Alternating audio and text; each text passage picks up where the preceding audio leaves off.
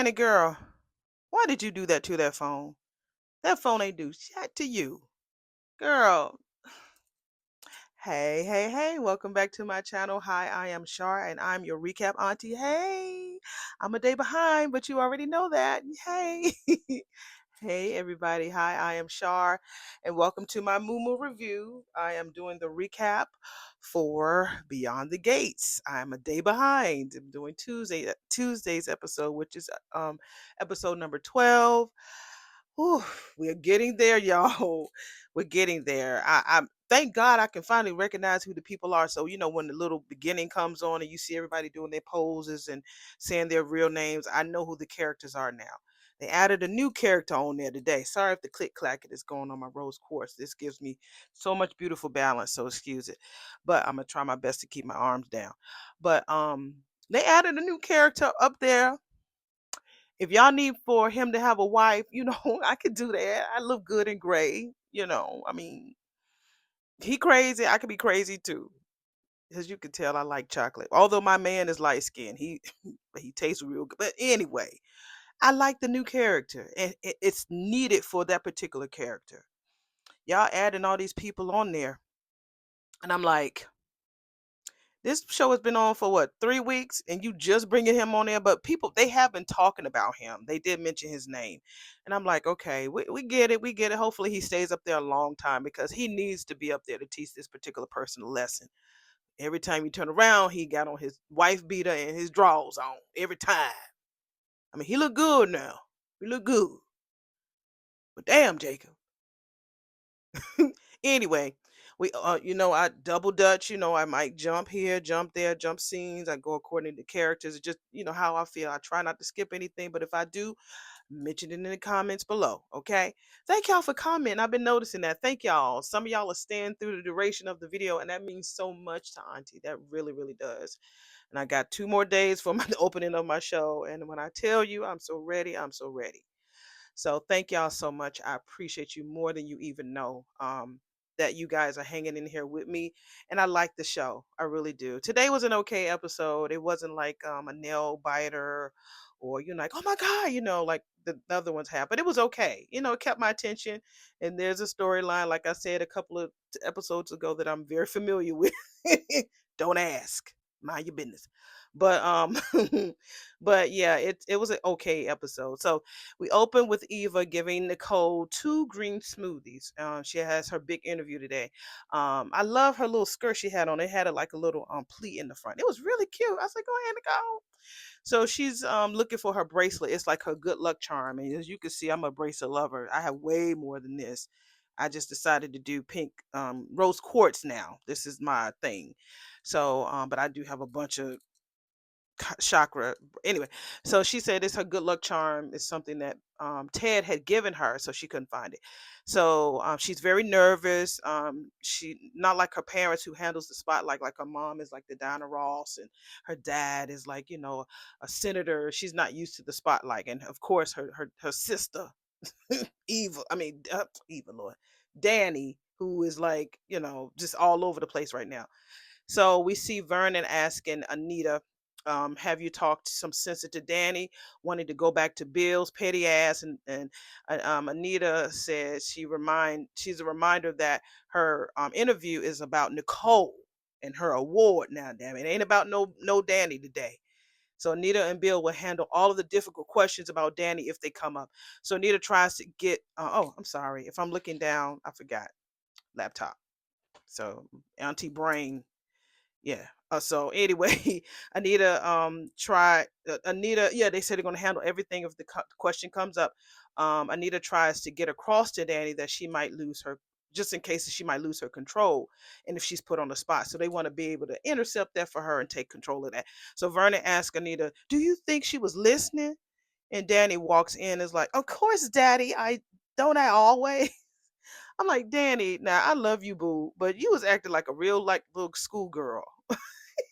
You in your 40s, I'm sure, but you acted like you're 24. I guess she's always had that personality. I can see, well, her daughters are not like her, but her niece is. I can see her and Kat being more alike than Chelsea and Naomi and her. I see that. So Anita and Bill will handle all of the questions. Like I said, Danny assures mom and dad that no one is more eager to put this mess behind her than her. So Vernon tells her to let them handle all the questions if that shit come up. So Danny says that she's not prepared to go on camera at all. Don't worry. So Nicole shows up and Danny reassures her, girl, I'm not there to steal your shine. And they are all on edge because of the interview. So Nicole tells her about the woman who's about to jump. We already know who that was, honey. So Danny is like, sounds like someone was having a worse day than me. I'm like, yeah, you think? So Chelsea shows up, oh, really cute and pink. I was like, go ahead, Chelsea. She looks so adorable. So the interviewer who shows up is Nichelle Turner. If you don't know her, she is one of the anchors on Entertainment Tonight, and it was really good to see that she got a spot. Go ahead, Nichelle. So Nicole talks about how her success would not have become possible without her family, and so Nichelle was like, "Okay, enough of the bullshit.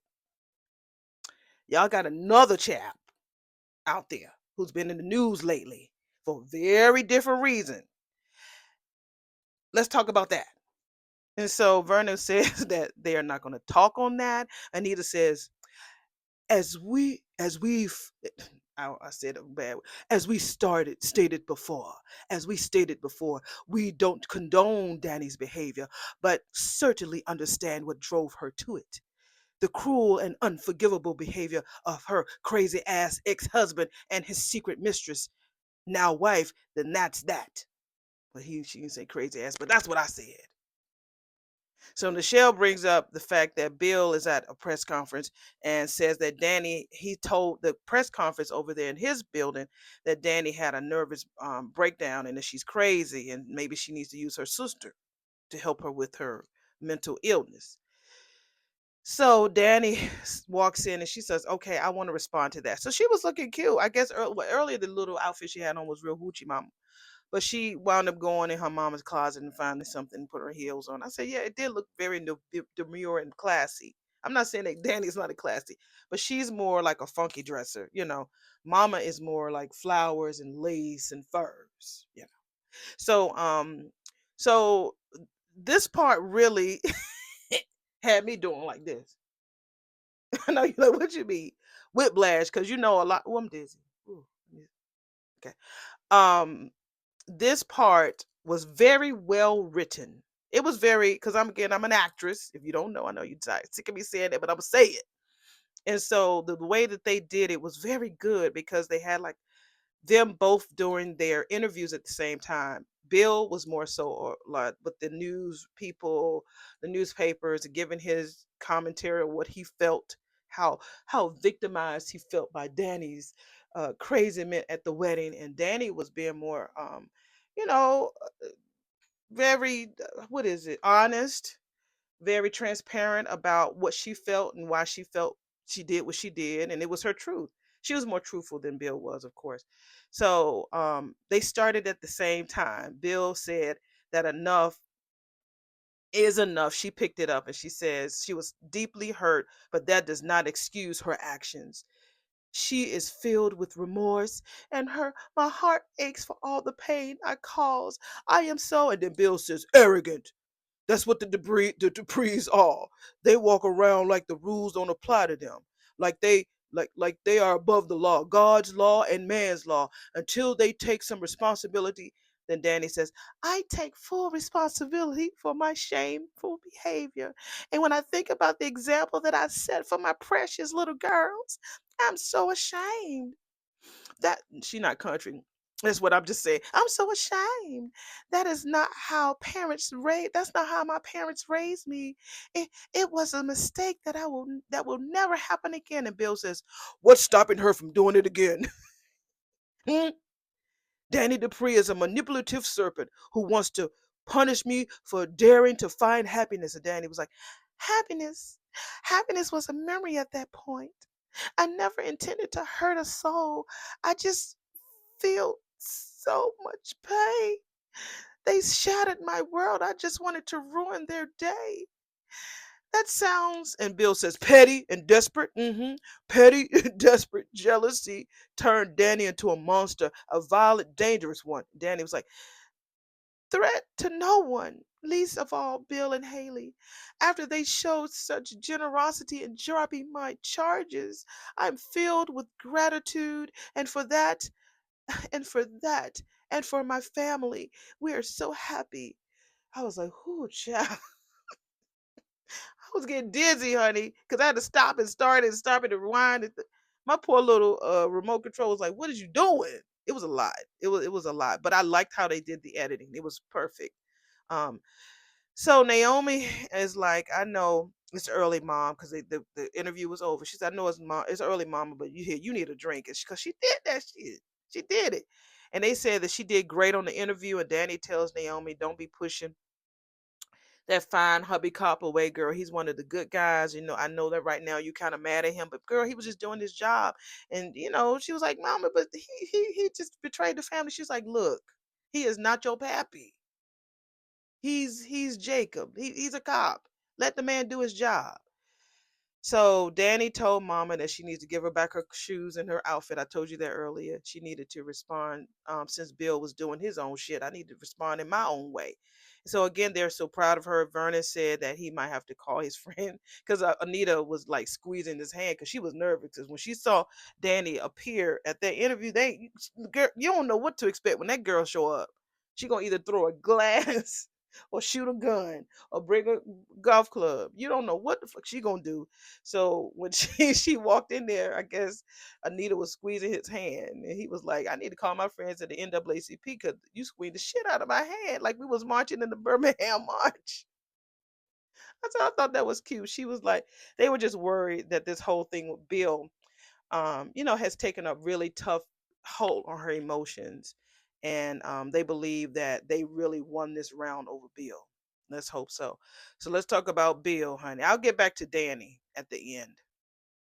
Bill and Haley, we next see Bill and Haley talking in the office, and Caroline comes in to tell them that the reporters are here. And again, I already talked about all the back and forth that he did.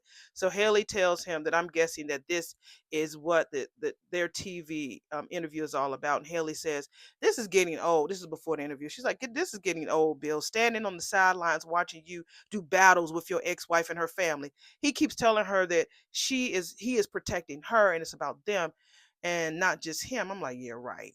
She says that he keeps instigating more trouble with the Duprees because this time it will be you starting this bill, not them. And he is pausing their trip for their honeymoon because he tells her that once they leave the country, the Duprees will seize their narrative about his character, which might fuck up his brand and his office and all that. But he's going to flip the script before they have a chance to do anything. So the reporters finally show up. They ask him all these series of questions. And again, like I said, they did the editing because they were both doing their interviews at the same time. So the Hispanic guy, what is his name? I can't Gerardo, something like that. He works for Bill. He's the one who tried to hit on Kat at the wedding. I can't think of that baby's name. I'll get it. So we learned that Bill has a flair for the drama. That's what he was doing, talking to Caroline. He was like, he's noticing how Bill is moving, and I think he's going to try to maneuver and move to Bill's spot. He's learning, he's watching from afar to see how Bill is handling this whole divorce. And he's also seeing how he's treating Haley. And he don't like it, but he was like, "Look, it's all going to tumble down. I'm just waiting in due time." So Haley asks, do they have to keep playing this tug of war game with the Duprees? Can we just drop the fucking rope? I was like, "Go ahead, Haley. You don't get a lot of finger taps from me, but I'm gonna give you that." So of course Bill is like, "Oh hell no." He talking about when the Duprees come for the king and his queen, you best not miss. I'm like, that don't even sound right coming from you. What you was trying to talk hood or ghetto Bill? No, sir. She asked him to promise her that this will be the end, and he feels like he needs to school them real quick.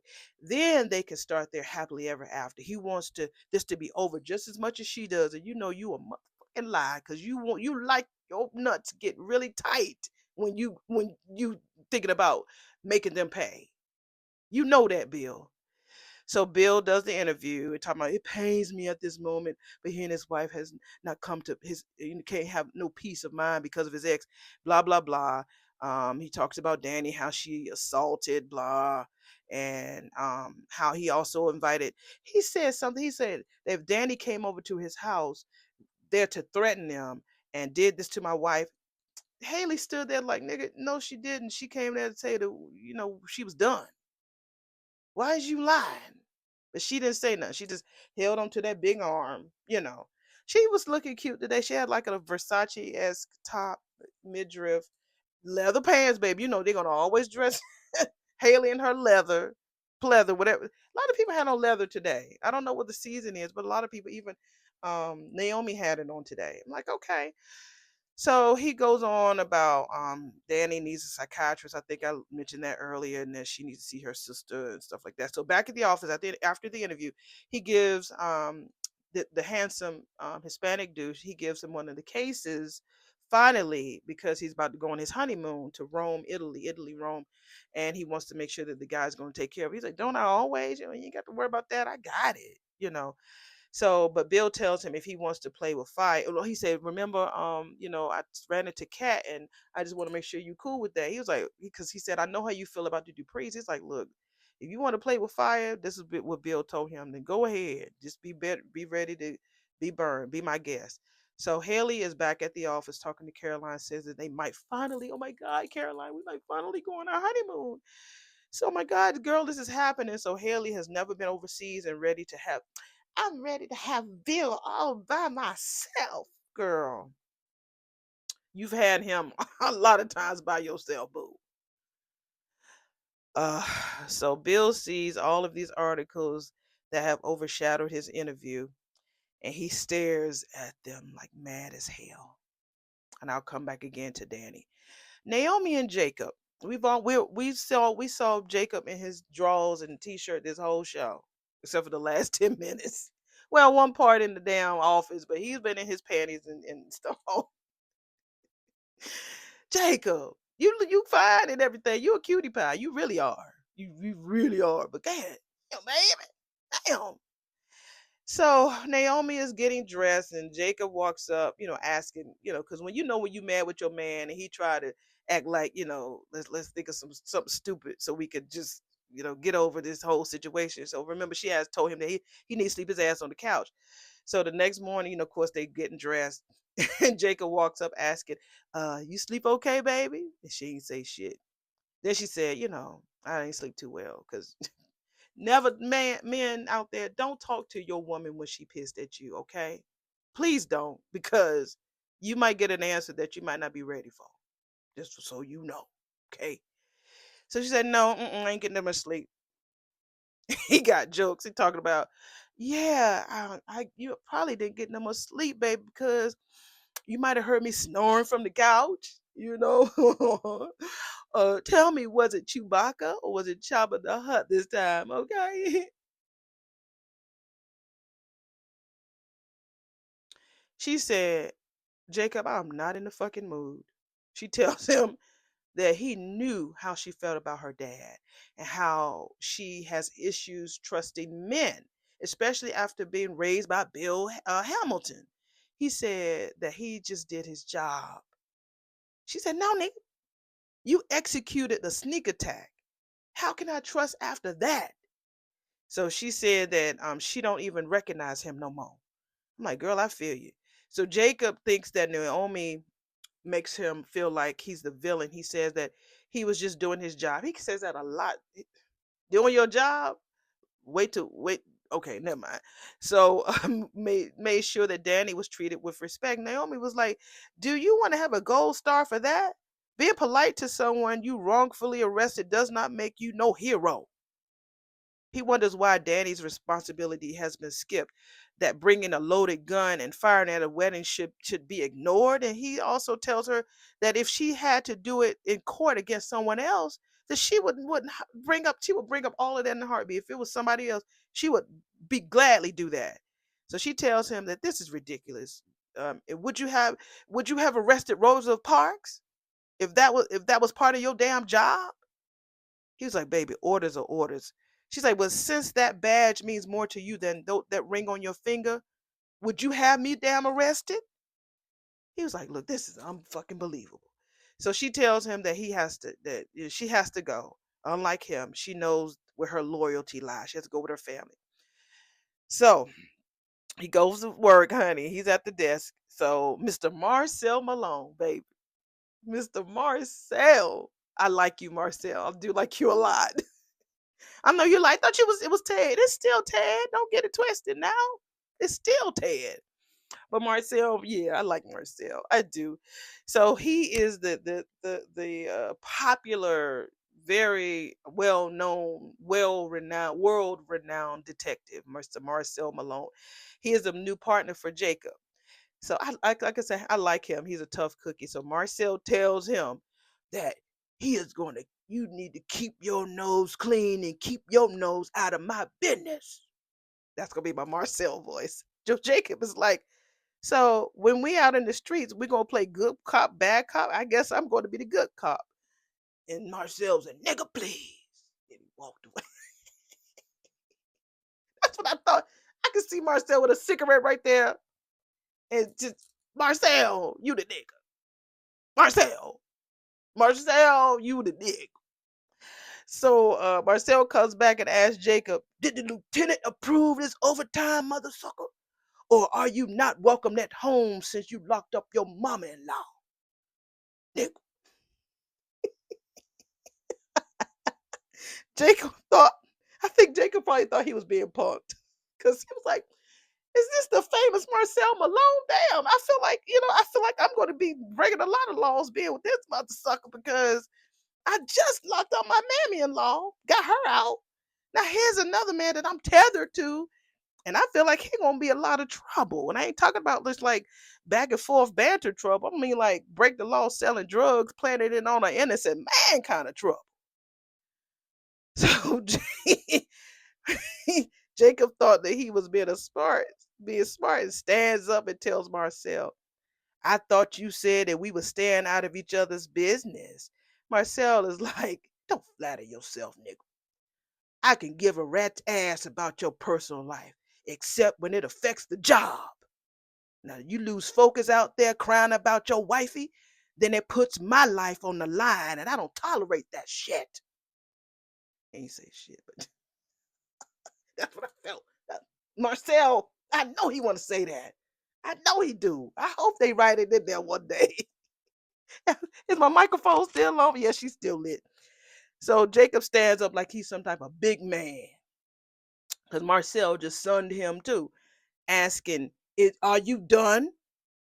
And Marcel is like, not so eager to work with the legendary detective now, are ya, son?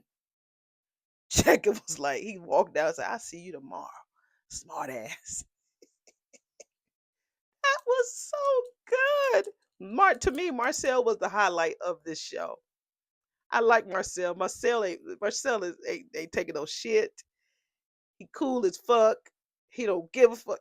I like him. He gonna make Jacob dirty. I think. Hopefully he does. Cause you need some dirt on your collar, Jacob. You need some dirt, just a little bit. So he gets home, and remember they were mad at each other, and Jacob is back home, and his wife being in panties on again.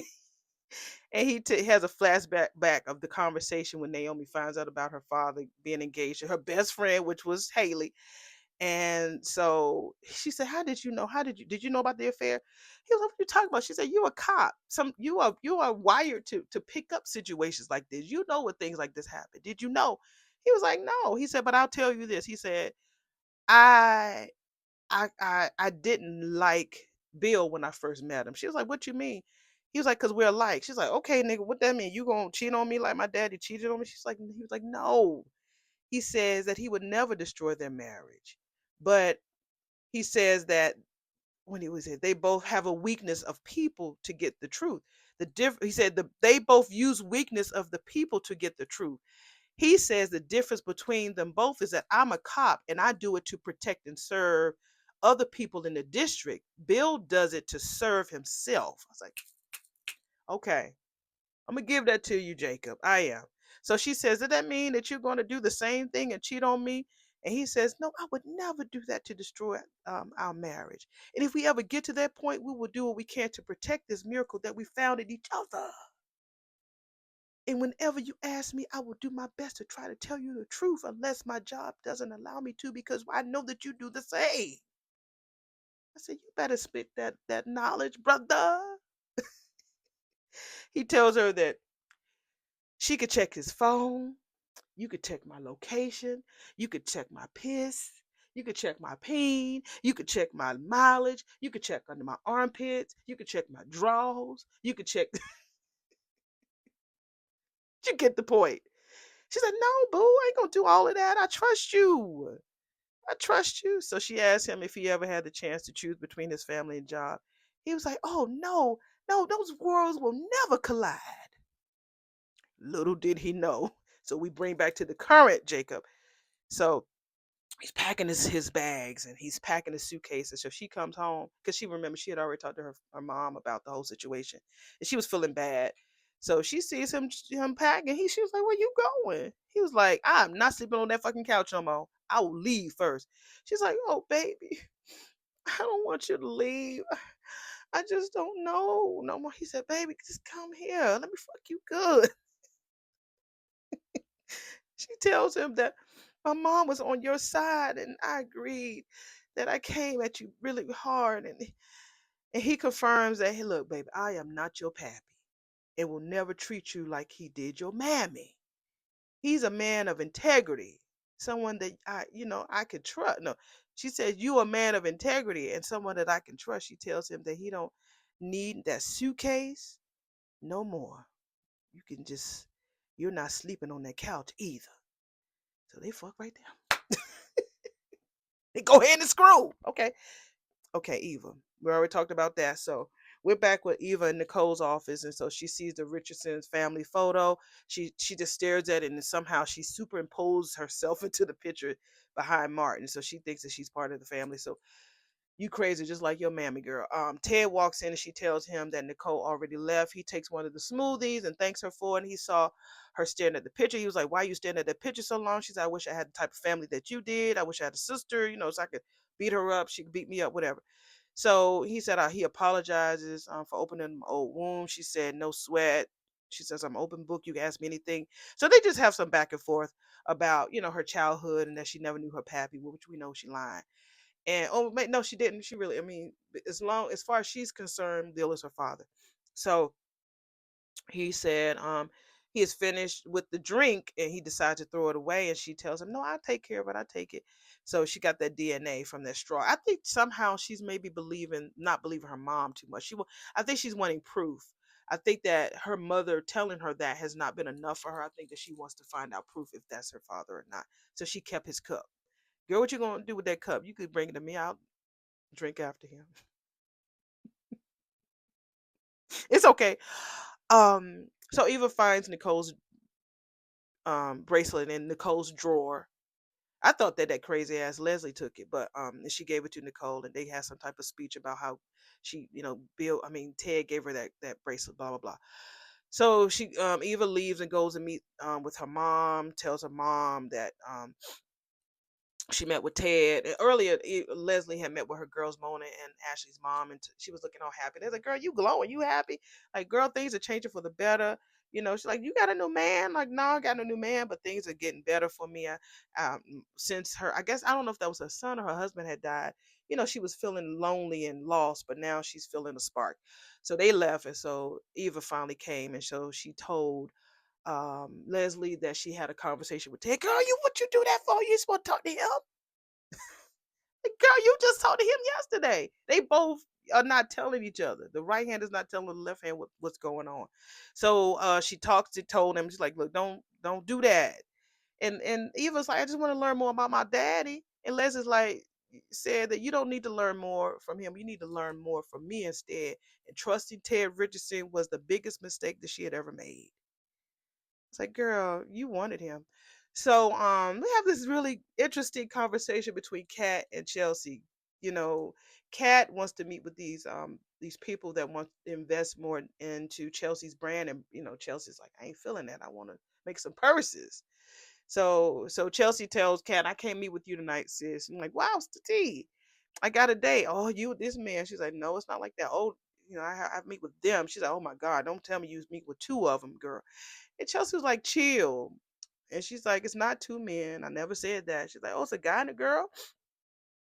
And she says a guy and his wife. Oh, really? She's like, and I'm feeling it too. And Chelsea was like, she's like, so what are you like? You buy? Chelsea's like, no, I don't like labels. I just like what I like. So Kat says, I feel you, I feel you. So Chelsea says, I figured that you would since your brother, identifies as queer. And Kat is like, nah, I'm not tripping about that. It's just this whole throuple situation. And believe it, Auntie knows about throuples.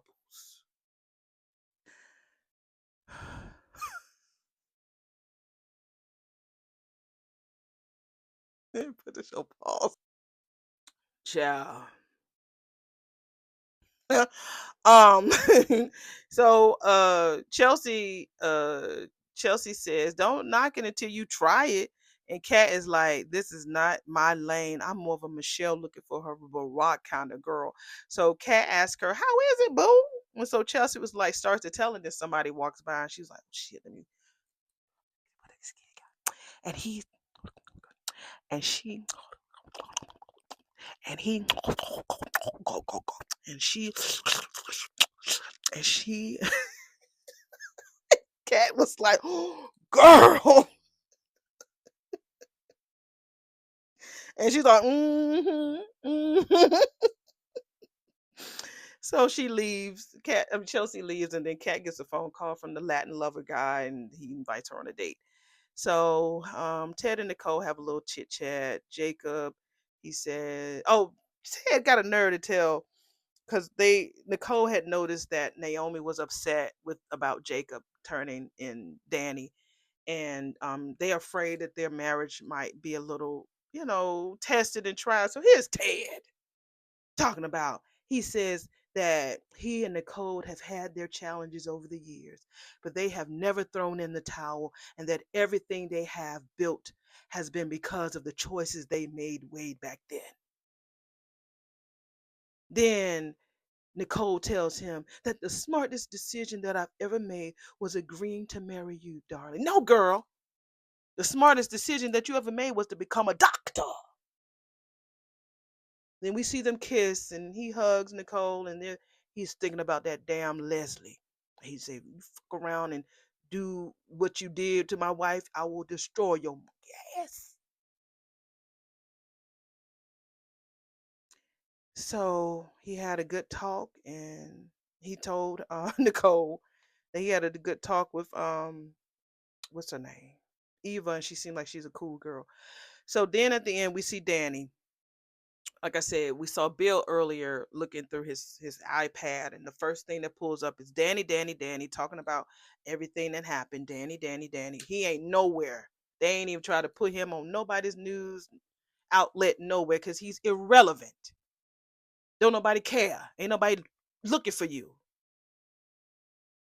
So we see Danny in the bar just had a gin and tonic, which is an old woman's drink, and we see her looking at the video.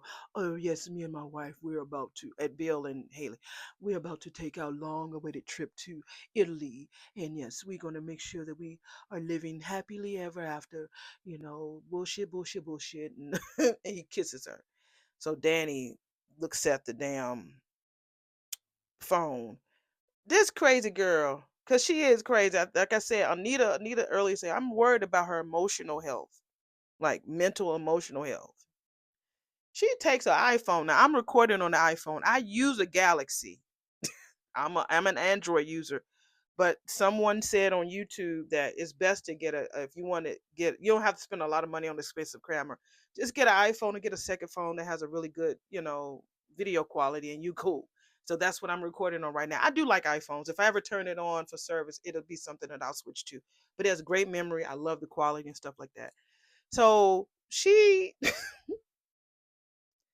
it's a half a glass of gin and tonic left. This wonderful Danny takes the phone and just puts it in the damn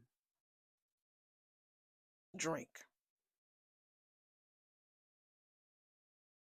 Girl, I know you can afford another, phone. I know that.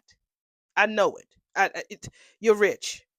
But baby, why did you put that phone in that damn drink? That phone ain't do shit to you. It didn't do nothing. So you can see it just flickering because it's about to. So she said, "Hey, can I have another gin and tonic, please?" Asked the bartender. So the bartender sees it flickering and stuff because it's short. It's short. You can't fix that. So she asked for another, and the waiter starts to grab the damn glass with the phone in. She said, "Oh no, no, I want to watch this baby go bye bye, bye bye, bitch, girl, girl. That phone ain't do shit to you." And that was the end. So I need to watch today. So, and I'm inching closer to my show. So thank you all for coming by, watching me on today. I got to put this together and let's have a good time. Continue to be beyond the gates because there's a lot of shit happening beyond them gates, baby. And I'm gonna be back there too. Hey Marcel. They be like, girl, you be flipping. Girl, I crush. I'm a Taurus. And I love people. People love me. I'm talking about in real life. People do really love my energy, and they do love me, and I really do love people. I never meet enemies, not enemies, strangers. I never meet a stranger. I really do. I could be in the Walmart, just in the aisle by myself, and this random person would come up and say, "You know what? I was looking at that same thing the other day." Oh, I'm like, bitch, I didn't. I'm just standing here looking at some condoms, which I don't, looking at whatever, and you just come up here and you just gonna come and just talk. Okay, but yes, ma'am. Okay, well, I'll talk to you later. So yeah, I appreciate you. I do have a good time. I do. I try to. And it's this is helping me. Still a little bit grief, about my mom not being here. It'll be 2 years in August, and it's still fresh. The pain is still fresh, but I think that she's proud of me. She's been doing a lot of things on the other side for me that I've been praying for years, and all of a sudden it's just been happening. If you don't believe in that shit, don't come in my comments telling me that. I have to do what's best for my healing. Okay, all right. Thank you. But anyway, I didn't mean to go that way. But that's what I deal with. That's how I deal with my grief. I do have counseling that I go to once a month, but it has been a different experience since she's on the other side. And I know that she's working and doing a lot of things to make some stuff happen for me that I've never imagined before in my life, and I'm so grateful. I would rather to have her here, but if she's working more on that other side, keep working, mama. Keep working. All right, y'all take it easy. See you in the next video. Bye.